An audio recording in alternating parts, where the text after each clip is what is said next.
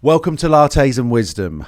I'm glad I've got your attention because we're going to be talking today about how attention trumps intention. No matter what you're doing, you are giving your attention away always, whether it's on your phone, whether it's to AI, or whether it's to someone that you're not interested in talking to. What we're going to do today is unpack what that is, why we have those flaws in ourselves, and how we can actually train our attention and get control of it so that we can control the way that we direct our lives. Have you noticed that when you're talking to someone and it's not very interesting, you're way more likely to pull out your phone and check some stuff?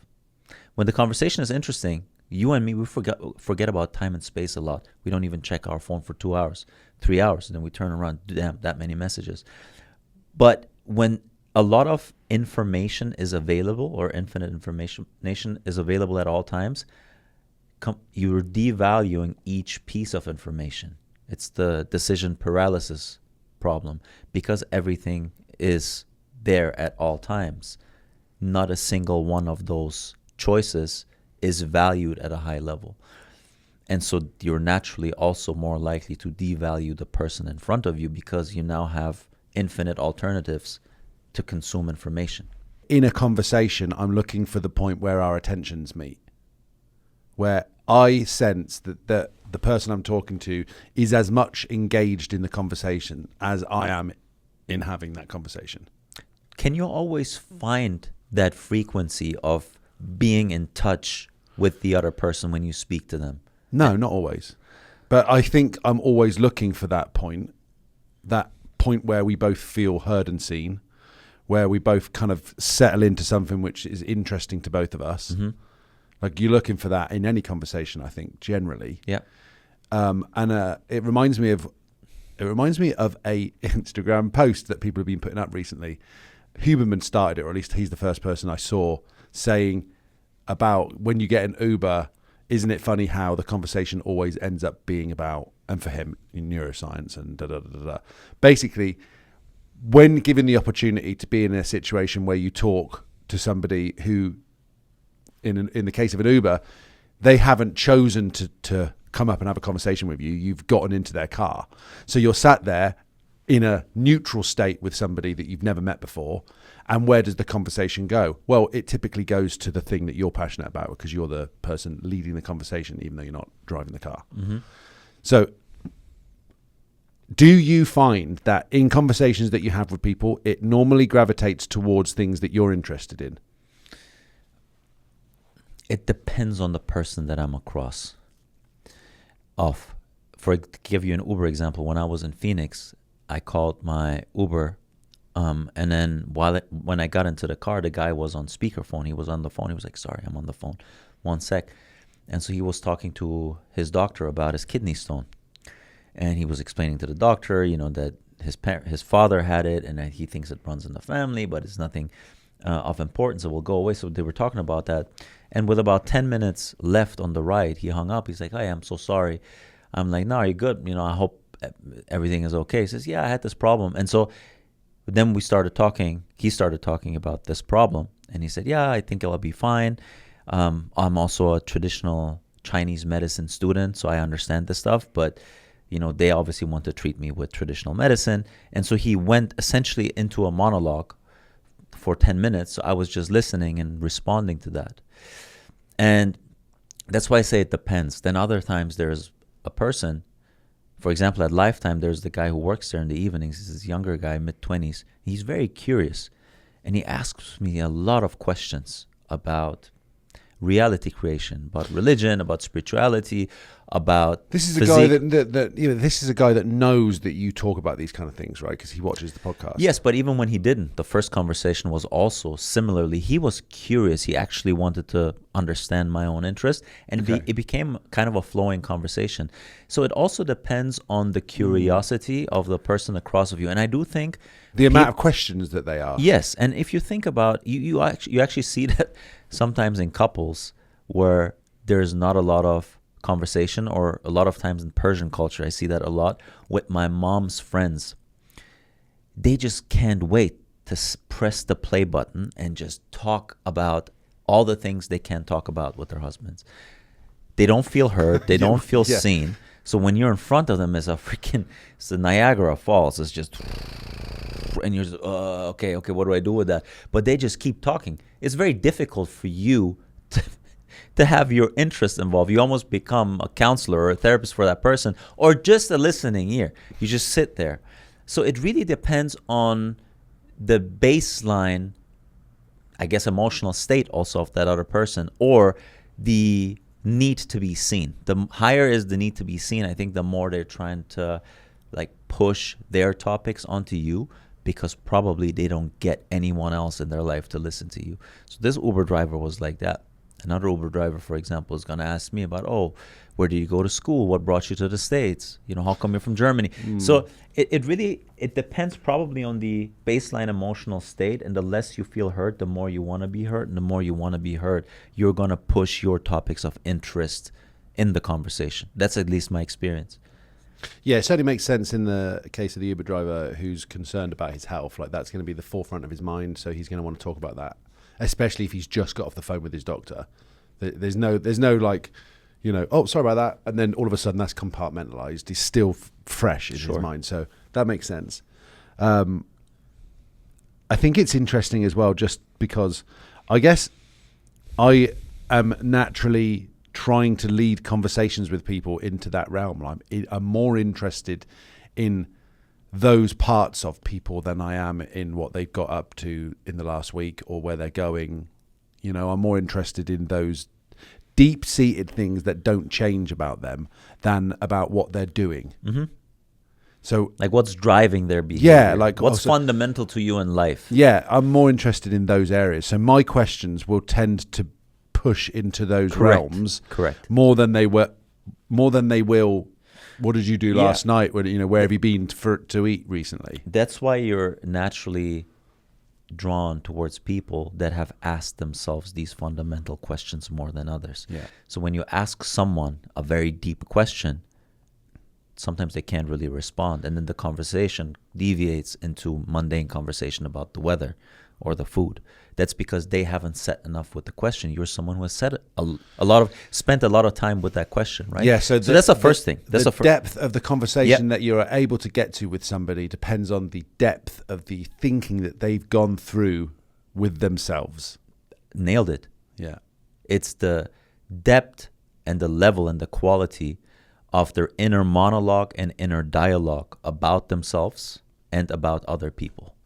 So the more they have done that, they have more likely they are to have addressed the fundamental questions of what's driving me, who am I, what is my role in the society, what is my role relative to my partner. So I would argue that everybody has been into those situations, but again, maybe they're not at the forefront of their mind. So you and I are generally in that thinking state most of the time, but there's probably still times where somebody would ask me a deep question and it's not the right time for me to answer it, or I'm not feeling like, I don't know, something's on my mind at the moment. I can't access that level of depth right now because I'm worried, concerned, something else about this certain other thing. So maybe it's an emotional state thing then, versus it is versus whether it's down to the fact that this person hasn't had the time or to think about whatever the deepness is. Does that make sense? I'm kind of getting to what I'm trying to say. Yeah. I think it's more fundamental than emotion, actually, now that I think about it. I actually disagree with the statement that everyone has thought about these things to a certain degree. I remember there's one study that I saw that showed that I think 1 out of 2 people doesn't really have inner rational conversation with themselves. That's a very weird thing because we talk to ourselves all the time, right? But they don't do it in a state of observing themselves. What do they do it in then? I don't know. It's very difficult for me to grasp that. In any case, I do believe that people might have had those fundamental questions, but I don't think they have sat and tried.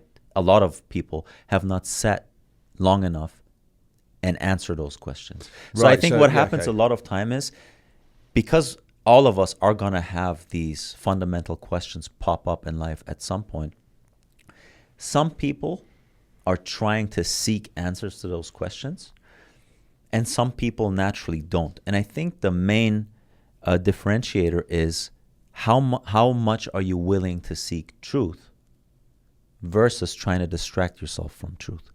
Because those questions that pop up, fundamentally speaking, you have to do some deep soul searching that a lot of times is painful, because you'll have to sit long enough with your own shortcomings and your own fears and your own limiting beliefs and figure out where they came from and then process them.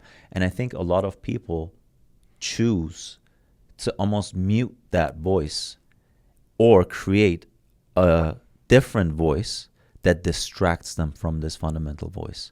So they're more likely to engage in any type of hedonism, drinking. A lot of reels is just another form of drug. The going out, or even just chasing after a lot of money and status, it could also be a form of distraction.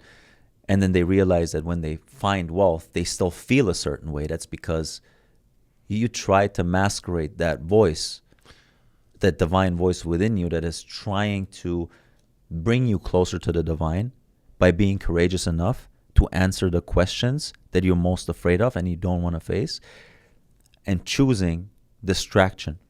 And I think both of us, were gravitating naturally towards people that have either sat long enough with the fundamental questions and can bring some perspective that's interesting to us, or that might have not done so but are open towards it.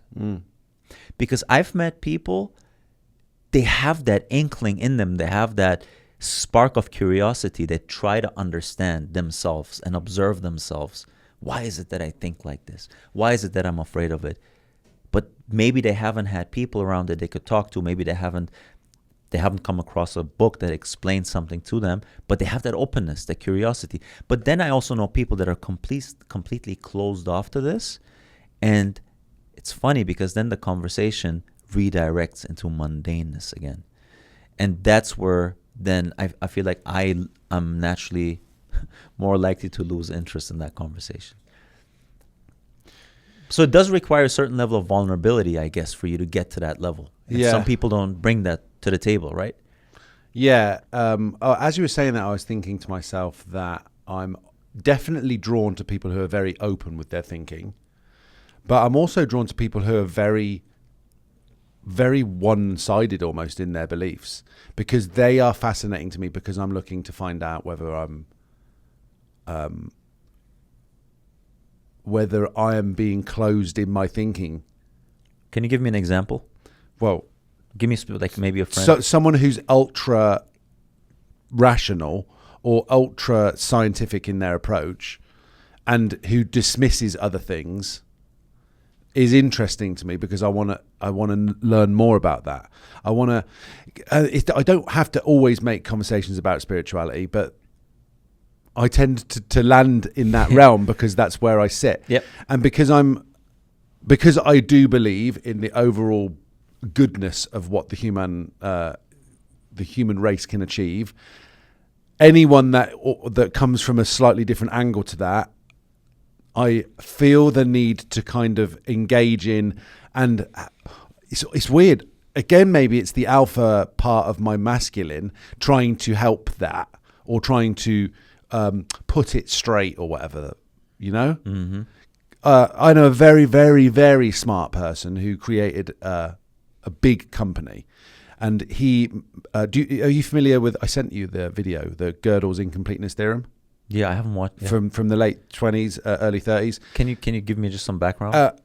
Basically that in any given, specifically because maths, he was a logician. Mm-hmm. So a mathematician, and maths and numbers being used to formulate most of the theories that in order to rigorously test something, we test it against the framework of maths a lot of the time. And this guy basically took the language of maths, which is numbers, and because maths can't refer to itself like speech can, like I can say, this statement is false. Is this statement true or false? Mm-hmm. There's things that you can do to find out whether statements are true or false. But he did the same for maths, essentially proving, and I'm probably butchering this, essentially proving that in any system, including maths, you can make false statements. And maths is not meant to be like that. It's meant to be, this plus this equals that. Mm-hmm. And both sides of the equation can be move parts, you can take parts of them out. That's what algebra is. You know, what does represent X in this equation, and because you can discern that with maths, you can prove it. But essentially, he basically turned numbers into the language of words, and then made a statement which was not provable in maths. Mm-hmm. So this then threw maths on its head. And the reason I'm even referring back to this is because we can never really know. And that also moves into maths. Obviously, we know this from quantum states as well, but without getting too abstract on it, we all know that we're looking at a perspective of something, that we've all got some different angle on it. And we also understand the gravitas of the whole of the universe to some degree. We know that we're a part of it, but also the whole of it. So I guess to make this about conversations that you have with people, I always find it fascinating when I reach those points with people, because it's partly me realizing that I'm having the conversation and that I want to learn something from that person, or I'm interested in them. And it's also me remaining open to the fact that they may have a view which not supersedes mine, but like can open my eyes wider to some area that I've gotten too narrow on. Mm-hmm. I'm always going to favor having those conversations with people and experience, because people have real life experiences that they've had, than having it in a synthetic way with an AI, for example, which is awesome and amazing. And the amount of information I can get from that, it's very satisfying to get like the way that an AI responds to me. But it's not the same as a human. It doesn't have the feel. It doesn't have that the breadth and the knowledge that they've gone through that to get to that response. Yeah, you can actually use that same analogy and distinguish between people that know something synthetically or abstractly versus having put that knowledge into practice through embodiment. When you speak to someone who knows abstractly all of the things he's talking about, but he hasn't embodied them yet, you can sense a certain level. It feels repelling to a certain degree. When you speak to someone who can stand by what he says because he is that, and he's implemented that in his thinking and in his behavior, you feel way closer to that person.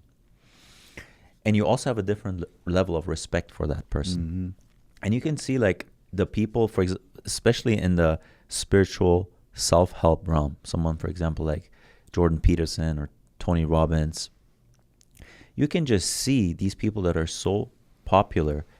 There is an element of truth that they embody, because when they speak in front of crowds, not only is the information they give you powerful and valuable, but it's also true in the sense that they have experienced that themselves. They went through that and acquired wisdom through the application of information that they're teaching. So your level of closeness to them is higher, but also your own increase in emotional state and energy is much higher than just listening to someone who's speaking about something they have no idea of.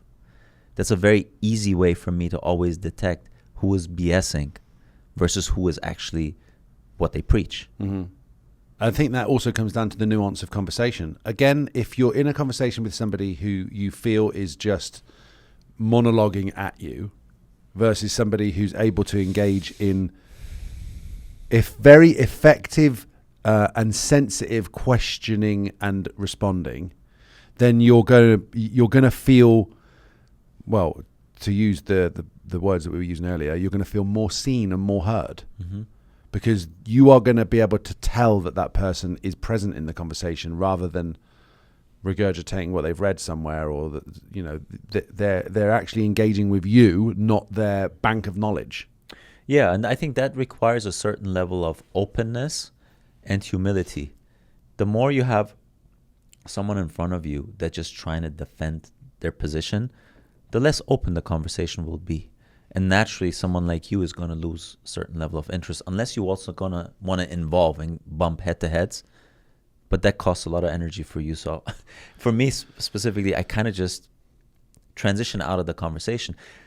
And that in itself, that openness and humility requires for you to believe and know that there's just certain things you won't know, and there's certain things you're wrong about, and there are certain things that you can learn.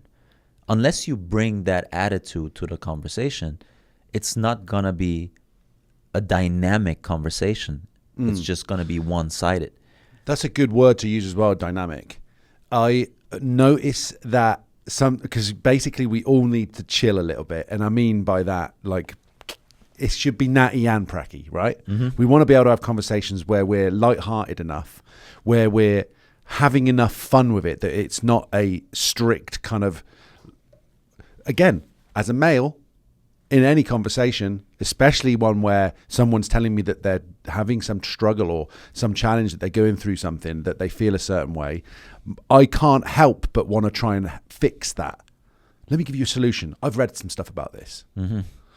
And I notice how annoying that can be, where sometimes they just want to vent it out, or they don't want anything but just they want. Maybe I bring something else to the conversation. Maybe I bring them a little bit of laughter, or I take the edge off of it by keeping it lighthearted.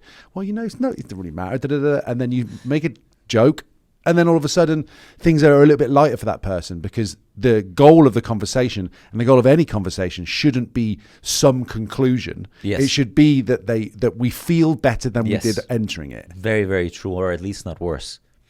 That's a very good way to judge which people and which conversations you want to consume versus don't want to consume. If you just look at how you feel after watching something or speaking to someone, and just observe your state in the beginning, before the conversation, throughout, and after, that's the voice of God, of more of that, closer to that, or less of that, further away from that. Because you're absolutely right about that. I think what we're all seeking to a certain degree is peace.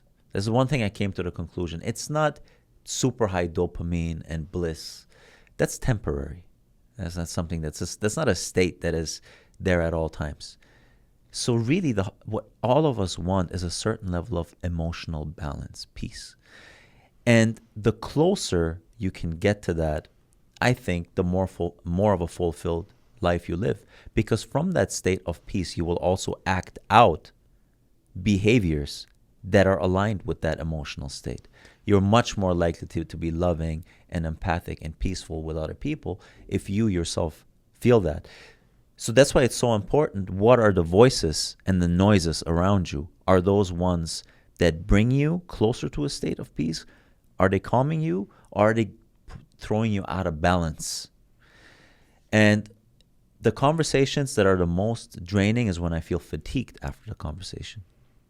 It doesn't sound like a good conversation to me. I want to ask you on the subject of peace. Is that something that you decided, that you discerned, or is that the top of the Dodson scale? That's something that I've observed about myself, and also observed around the people that I know that are seekers. Because I always ask myself, man, like, what is this? Why am I so interested in answering or getting answers to these questions? And also, why is everyone to a certain degree interested in that? Now, some people try to answer that question, some people don't. And if you think about the entire spiritual and religious practices, if you really boil it down to what it is about, it's about when life gets difficult, getting a grip on it and not being emotionally thrown out of balance. There is a verse in the Bible I read the other day. I think it was in Proverbs. It was comparing the person who lacks self-control with a city that has broken walls. And if you think about the analogy, what is a city with broken walls? It's a city that is unprotected and lets in things and people that change the inner state of the city. So if you think about what does that mean for people, it means that circumstances, people, and events are penetrating your internal state and then changing your inner state from peace to turmoil. It's the same thing. So really, I think what the religious practice comes down to a certain degree is finding peace amidst a turbulent and difficult and hard life. And realizing that if you look at the world through that lens, it's very easy to distinguish what things bring you peace and what don't. Even partners. It's a very easy way to judge how a relationship is going, whether it's yourself or whether it's your friends. Look at how their emotional state was prior versus throughout the relationship. If you feel that person was more lighthearted before and more peaceful, more balanced before, then that person is in a relationship. It tells you about the dynamic of the relationship. And if you would judge it based on energy levels, they're now in a worse energetic state. So either they would have to get out of it, or they would have to figure out what it is that disturbs their emotional state and then work on that. Yeah, what an underrated, because I think if you were to ask most people what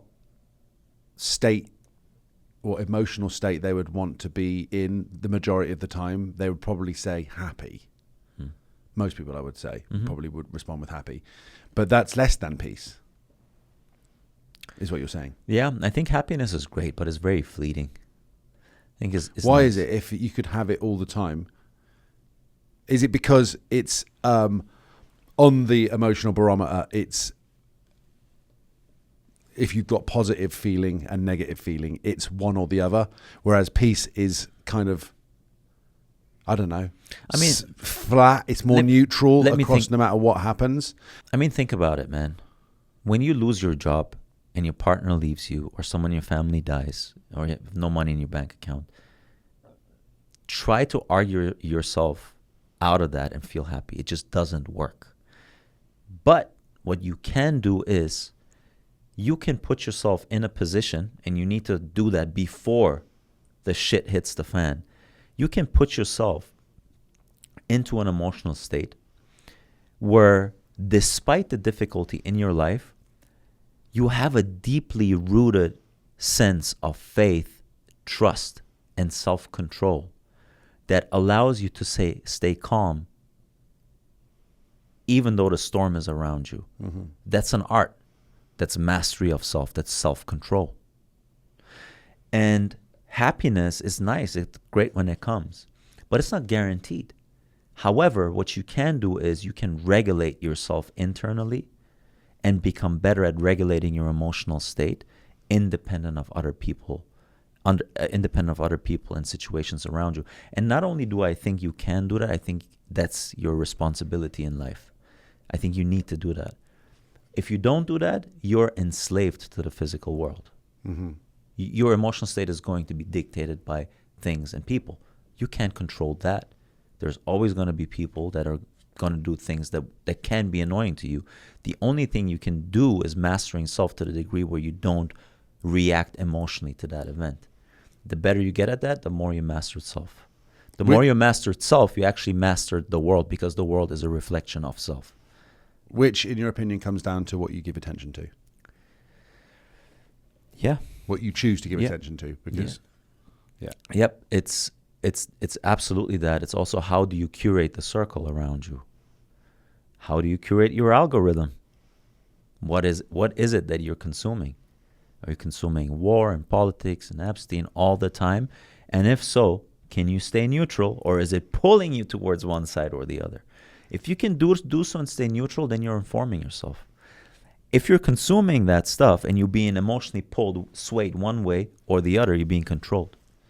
Yeah, and I think, again, coming back to what we were saying about the frequency that you're engaging in, the consumption of those types of things, it depends, again, on, one, your ability to discern how those things make you feel and whether that's actually informing your decision making on things, or whether you're realizing that you're watching. So, for example, in the case of Epstein, you better be careful what network you're watching that on, because you're going to then get a specific narrative. And again, in the case of AIs, if you're talking to one more than another, like whatever again, there's there's corporations and people that are behind these products Yes. that we're engaging with Yep. that have their own agenda, of course. Yeah, like For sure. And I think you have to be very careful and realize what is the intent of the person communicating with you.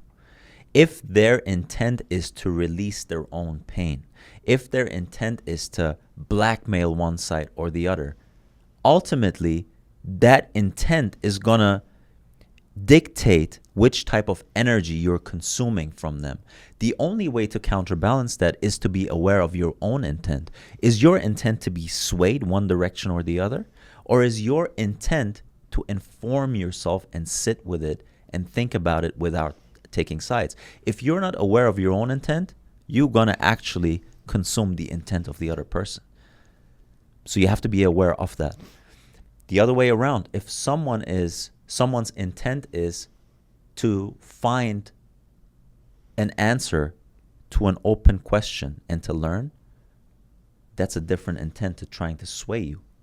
And you see that in the conversation that you feel is nurturing your soul versus someone just trying to argue their point. What's their goal? Mm-hmm. What's that channel's goal? What's CNN's goal? What's Fox's goal? What are they trying to do? So that's another way to look at it and judge what is happening to your emotional state based on someone else's intent. Yeah. And that's a case where I often find myself getting impatient with people when I can see that they've got their agenda that they're trying to push. And I can't be bothered to listen to it. Whether it's can't be bothered to or whether I'm just sensing something in those moments, that's when I would get impatient with somebody, and I might just butt in. Yeah, why do you think that is? Why do you think these people are really trying to push their agenda on you? Because they don't believe enough, I think. Yeah, that's a good answer, dude. So they're looking for the approval from other people. Absolutely. So they're kind of, yeah, maybe there's something in that. They need you in their camp to strengthen their camp because their camp is their identity, essentially. Well, yeah. And they're trying to strengthen their identity by you agreeing with the narrative of that identity. Yeah, yeah. And often that's the case of minorities that have identified themselves as being in that the given minority, and have then felt that they need to over-represent that in order to balance those things out for their own view of life, and because this group is marginalized, etc., etc. So the less convinced you actually are deep within, the more you're trying to push and convince. Mm-hmm. I think so. Do you think that's the reason when you watch the Jubilee thing, the religious people versus the atheists, and then the atheist people versus the religious? You think that's why the atheist is pushing more and is more aggressive than the religious group? Almost seemed like the religious group was much more calm in understanding the atheist than that group of atheists was understanding the religious person. They were really trying to push and convince and argue against God, whereas it seemed almost like the religious people way more calm in their conversation. That reminds me of spirituality and religious belief being correlated with long-term mental health. What would long-term mental health be? It would probably be staying in a state of peace amongst life's turbulences to a certain extent. So it brings you back to the conversation of peace. So the less peaceful that person feels within, the more he's trying to push his narrative. Yeah. Think that makes sense? Yeah, it definitely makes sense. Yeah. And I think we're looking to get people to agree with us on stuff. And that then feeds in our level of belief and trust that we give to certain things. But aren't we looking more for people to agree with us the less we agree with ourselves? Yeah. The more we agree is that always the case, though? Someone could... It's a big generalization. Okay, look. Someone could tell me my most fundamental belief that I'm 100% responsible for my own life. No exception accepted. That's my own belief. It's only me that's going to dictate where and how far I go. That's my fundamental guiding principle in life. That's a very religious belief, by the way. So you could attack me in any way. You could tell me that's entirely BS. You could present me with any study in the world. I'm going to listen to it. but there is no way I'm going to react emotionally to it. I'm at peace with that belief. I'm so deeply convinced by it that I can sit here, listen to you, even take your points into consideration, but not feel like I need to defend that or become aggressive about it. Whereas I think if your belief, your fundamental belief, is built on a shaky platform, the more you need to scream it out and defend it, because it's fragile. You have to build that glass wall around it. So maybe your level of finding people to agree with you is a function of how deeply are you actually convinced by your belief. And when I mean deeply, I don't mean rationally. Mm-hmm. I mean by a state of conviction. Yeah. That's something you feel. Yeah, and yeah, I mean, it doesn't take much to imagine somebody that's completely content and doesn't even need to communicate with people, that lives in a shack in a forest somewhere with their dog, and that is absolutely top bins life for them, because they've got nothing to worry about, because they're not concerned with needing to get their point across in order to believe themselves. They just are happy being in a forest Mm-hmm. or wherever, Yeah. by the beach, but just living, not concerned about getting their feeling of worthiness from approval of others. That's a big message for the generation of today, because to some degree we're all doing that. We're all engaging in it, even if it's down to how we do our hair, or what clothes we put on, or how we talk, or the type of sweetness that we use in our voice, or the words that we might say to somebody. We're all doing it to some degree. We all have a little bit of a mask on. And I think isn't it important to just notice that, and to try and just strip yourself of that and be naked as much as possible? Notice that is the key word. Yeah. You have to be aware of that. You have to understand that that's what you're doing. There is another Bible verse in book of Jeremiah. It's, "Cursed is the man who puts his trust in men and seeks strength in flesh. That's the man whose heart is removed from God." So that's the approval thing. The more you put your trust in other people's opinion and you seek strength from flesh, what's flesh? It's the man of the five senses. It's the things, the shiny objects that your eyes see. The more you do so and you need that for approval, the more your heart is removed from God. The less you're giving that to yourself within, the more shaky is your foundation. The lower is your level of self-trust. Mm. And you can join us on the Lattes and Wizzy app in the App Store. They're the best social media platform, because everybody on there's natty and pracky and litty and witty. Cheers, bro. Cheers, bro.